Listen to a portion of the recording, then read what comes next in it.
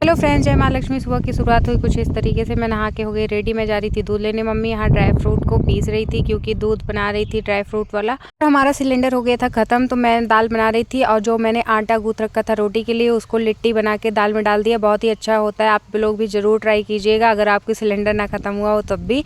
और मम्मी ने बनाया वंदन बान, जो कि नवरात्रि के फर्स्ट वाले दिन ही लगाना था, लेकिन आज लगाई। और यहाँ पे चाय और चिप्स को तला जा रहा था।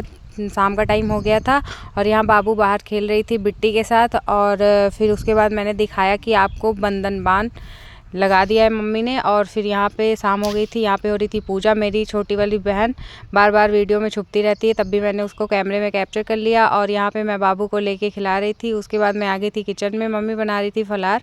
तो यहाँ बन रहा था साबूदाना, जो कि मम्मी बना रही थी। और आलू साबूदाना मिक्स करके बनाई थी, बाद में ऐड कर दिया था आलू। यहाँ पे हम लोग खेल रहे थे। बाय बाय, मिलते हैं नेक्स्ट वीडियो में।